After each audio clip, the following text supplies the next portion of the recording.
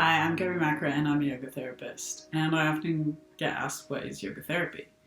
So most of us have come across yoga in some way, shape or form, often in studios or gyms, done in larger groups, focusing on the movement, the postures, a bit of breath work, sometimes a bit of meditation and mindfulness, but that's generally the perception that people come in with. So how does yoga therapy differ? Well, it can be done in groups as well, often smaller and really targeted in terms of what they're working on.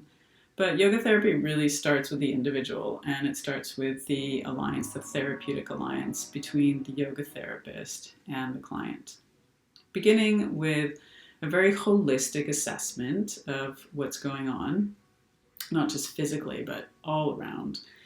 And setting some goals and then marrying up that holistic view of what's going on with the tools of yoga. So let's kind of see what that looks like. On one end, the first layer or sheath that we might look at is the body, the physical body, the tangible side of things. And that's bones and muscles and really the musculoskeletal side, tissues. And the tool of yoga that is really married up there most directly is the movement piece of yoga, even though all the tools affect all the different areas. The next layer we're going to look at is really the energetic layer. And the word used in Sanskrit here is prana. And a lot of people have heard that term before. And it's this idea of life force. And it's really married up and connected with things like the systems in our body, the respiratory, the cardiovascular, digestive, immune, endocrine. And really what keeps those ticking and how do they move? Why do they move? And the tool that's married up there is the breath work. Movement also, but breath work is probably the largest one, I would say. The next two are both different layers of the mind.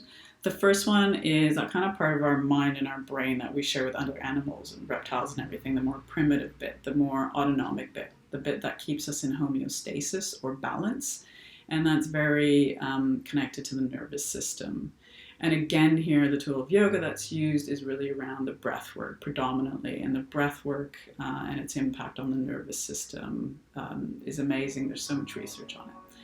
The next layer of the mind is what makes us human. It's that side where we can think and reason, where we're creative, where we have a personality. Not that animals don't have a personality. But that's the layer of the mind, and here is where we start getting into mindfulness and meditation as tools.